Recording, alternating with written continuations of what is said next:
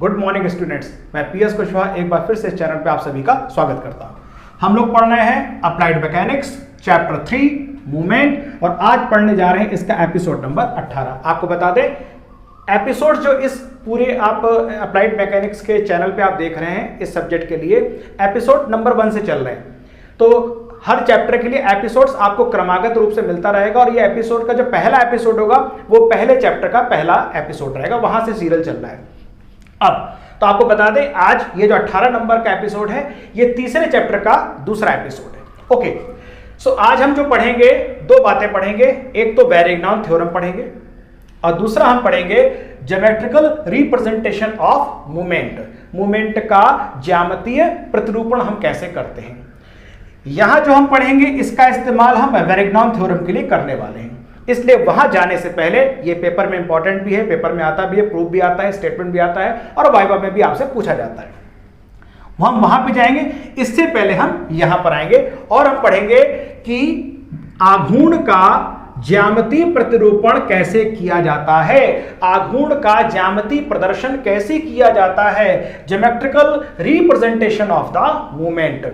अब देखते हैं बच्चों, ये एक फोर्स है P, ये फोर्स A और B इस लाइन से रिप्रेजेंट किया गया है। एक फोर्स P ऐसे लग रहा है, हमसे कहा गया है कि ये फोर्स जिस बॉडी पे लग रहा है उस बॉडी के लिए एक पॉइंट O है और आप ये बताइए कि इस P फोर्स का, जिस बॉडी पर ही P फोर्स लग रहा है, इस P फोर्स का पॉइंट O के अबाउट जो मूवमेंट आएगा उसकी वैल्यू कैलकुलेट करिए। So our objective is to calculate, to determine the moment of force P about a point O। बहुत आसानी से हो जाएगा। आप देखें अब इसको हमने क्या किया कि पॉइंट A और पॉइंट B इस फोर्स P को प्रदर्शित करते हैं, यानी AB line represent the force P। हमने जिस एक्सिस के अबाउट मूवमेंट निकालना है, जिस एक्सिस के अबाउट इसको घुमाने की चेष्टा करनी है, एक काम पहले हमने ये किया, A को उस पॉइंट से मिला दिया OA, B को भी उस पॉइंट से मिला दिया BO।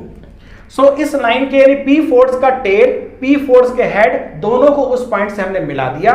सो हमको एक ट्रायंगल मिल गया A, O और B। दूसरा काम, फोर्स की लाइन ऑफ एक्शन को हमने आगे बढ़ाया, O पॉइंट से यहां पे परपेंडिकुलर डाला, सो ON becomes the perpendicular distance. अब इस ट्रायंगल में एक खास बात नोट कर लीजिए, फोर्स बच्चों हमारा यहां पे खत्म हो गया, एक्सिस हमारी ये है, तो इस एक्सिस से फोर्स की परपेंडिकुलर दूरी कैसे निकलेगी, तो कोई दिक्कत नहीं है, फोर्स की लाइन ऑफ एक्शन को आगे बढ़ाएंगे। आपको मैंने फोर्स की लाइन ऑफ एक्शन का प्रभाव क्या होता है इंट्रोडक्शन बता रखा है, पीछे के एपिसोड नंबर 2 और 3 में देख लीजिएगा। इसकी लाइन ऑफ एक्शन को हमने आगे बढ़ाया, यहां से परपेंडिकुलर डाला, सो BN और ये ON जो आएगा जहां परपेंडिकुलर मिला, this ON is the perpendicular distance and this is the perpendicular distance of this force P from the O। Okay, so ON is the perpendicular distance of this force from axis of rotation O। Okay, आगे बढ़ते हैं। सो P क्या है, एक force है जिसको हमने AB से रिप्रेजेंट किया है। O क्या है, एक्सिस ऑफ रोटेशन है, किसी वस्तु की घूर्णन की अक्ष। सो अब हमको निकालना है इस फोर्स का मूवमेंट इस पॉइंट के परितः कितना मूवमेंट होगा। So movement of force about point O, तो फोर्स की वैल्यू रखी हमने P, परपेंडिकुलर डिस्टेंस हमने रखा परपेंडिकुलर डिस्टेंस R। तो अब मूवमेंट के लिए सिंबल M, फोर्स की वैल्यू P, परपेंडिकुलर डिस्टेंस हो गई ON। ओके, इस फोर्स P को हमने किस लाइन से रिप्रेजेंट किया है, AB से। सो P की जगह पर हमने रख दिया AB, ये ON की वैल्यू है। अब जरा आप ये देखिए, AB इंटू ON, फिर हमने क्या किया, 2 से मल्टीप्लाई किया और 2 से डिवाइड कर दिया। मैथमेटिकली कोई फर्क नहीं पड़ेगा। सो 2 मल्टीप्लाई डिवाइडेड बाय 2 दिस। अब जरा आप ये देखिए, ये क्या है, 1/2 AB into ON, 1/2 AB into ON and 1/2 AB into ON means ये जो ट्रायंगल है, दिस ट्रायंगल जिसको मैं शेड कर रहा हूं, ये जो ट्रायंगल है हाफ बेस, और इस ट्रायंगल की हाइट ली जाएगी ON, इस ट्रायंगल की हाइट ली जाएगी ON, half base into height, half base हो गया AB, हाइट हो गया ON। आप सबको पता होगा कि हाइट किसी भी ट्रायंगल के बाहर भी हो सकती है, ट्रायंगल के भीतर भी हो सकती है। स्केलेन ट्रायंगल भी नॉर्मली बाहर होती है। So half base into height. तो ये जो मैंने आपको शेड करके दिखा दिया है, ये इस ट्रायंगल का एरिया है, which area is given by 1/2 half into base into height, यानी इस ट्रायंगल का एरिया। ये कौन सा ट्रायंगल है, जरा इसको फोकस करते हैं। ये ट्रायंगल फोर्स और वह बिंदु जिसके परतः आप आघूर्ण निकालना चाहते हैं, फोर्स की दोनों पॉइंट्स उस बिंदु को मिलाने पर जो ट्रायंगल बना, उसका ये एरिया है। और उस एरिया का आपने करना है double. So 2 into area of the triangle OAB, triangle OAB, OAB triangle का एरिया को अगर आप 2 गुना कर देंगे तो आपको मिल जाएगा इस फोर्स का पॉइंट O के about moment. Therefore twice the area of triangle formed by the force and lines joining the axis of rotation. तो इस फोर्स की दोनों किनारों को इस O से मिला दिया, इस लाइन, इन दोनों लाइन और इस फोर्स के बेस के बीच में जो एरिया है, इस एरिया को, इस क्षेत्रफल का जो मान होगा, इस बल का इस पॉइंट के परतः मूवमेंट की वैल्यू हो जाएगी। ये हमने ज्योमेट्रिकल रिप्रेजेंटेशन से इसके सीखने के बाद अब हम इसका इस्तेमाल वैरिग्नॉन थ्योरम को ज्ञात करने में करेंगे। क्या होती है वैरिग्नॉन थ्योरम? पहले स्टेटमेंट पढ़ लेते हैं, समझेंगे नहीं, पहले केवल पढ़ लेंगे, बाद में जब इसका प्रूफ आ जाएगा फिर इसको दोबारा पढ़ेंगे। केवल एक बार पढ़ लेते हैं। Algebraic sum of movement of 2 coplanar forces about a point is equal to movement of their resultant about that point. आइए इस फिगर में जाते हैं। इस फिगर में P एक फोर्स है जिसको हमने OA से रिप्रेजेंट किया, Q एक फोर्स है जिसको हमने OB से रिप्रेजेंट किया। इस प्रकार OACB एक पैरेललोग्राम बन गया, समानांतर चतुर्भुज का निर्माण हो गया। O से हमने C को मिला दिया, ये हो गया इस फोर्स P और फोर्स Q का रिजल्टेंट R। एक पॉइंट हमने लिया है यहां पर D, कोई एक पॉइंट ले लिया हमने, D ले लिया, और कह रहा है ये जो पॉइंट D है, इस पॉइंट के D के अबाउट हमने P का मूवमेंट निकाला, इस पॉइंट D के अबाउट फोर्स Q का मूवमेंट निकाला। तो इन दोनों बलों का पॉइंट D के अबाउट जो मूवमेंट की वैल्यू आएगी, उस मूवमेंट की वैल्यू का एल्जेब्राइक सम, बीजीय योग का मान, इन दोनों बलों के परिणामी का उसी पॉइंट D के अबाउट जो मूवमेंट निकाला जाएगा उसके बराबर होता है। एक बार फिर से बताते हैं। P का मूवमेंट D के अबाउट, Q का मूवमेंट D के अबाउट, उन दोनों का एल्जेब्राइक सम, बीजीय योग की वैल्यू बराबर होगी R का मूवमेंट D के अबाउट। ओके, आइए इसका प्रूफ देखते हैं। थ्योरम होती है वो कोप्लेनर फोर्सेस के लिए भी डिराइव करी जाती है और पैरेलल फोर्सेस के लिए भी डिराइव करी जाती है। तो अभी मैं आपको बताऊंगा derivation of Varignon theorem for the concurrent forces, और अगले एपिसोड 19 से बताएंगे derivation of Varignon theorem for the parallel forces. तो पहले आपके लिए कॉनकरेंट फोर्सेस। अब कॉनकरेंट फोर्सेस के लिए जब हम डिराइव करते हैं, इसमें भी बच्चों 2 केस होते हैं। पहला, when point D lies outside, ये वाला केस, और दूसरा when point D lies inside, ये भीतर की तरफ आ गया। तो पहले हम पढ़ेंगे जब पॉइंट D इस पैरेललोग्राम के बाहर है, उसके बाद पढ़ेंगे पॉइंट D जब इस पैरेललोग्राम के भीतर है। तो पहले बाहर वाला सिस्टम देखते हैं। तो point D lies outside, okay, so एक पैरेललोग्राम बन गया OACB, OC की वैल्यू रिप्रेजेंट हो गई R, ये P, ये Q, ये पॉइंट D है। फोर्स P, इसका movement about point D।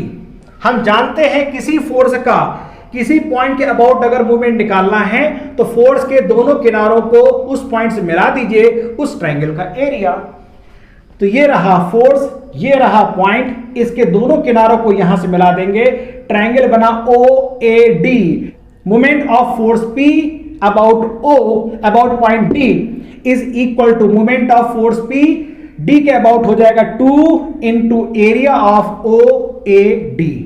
Okay, कोई दिक्कत नहीं। सो इस फोर्स P का मूवमेंट हो जाएगा इस पॉइंट D के अबाउट इस ट्रायंगल का एरिया OAD ट्रायंगल का एरिया का ट्वाइस। अब आप जरा ध्यान से देखिए, OA का वैल्यू BC की वैल्यू के बराबर है।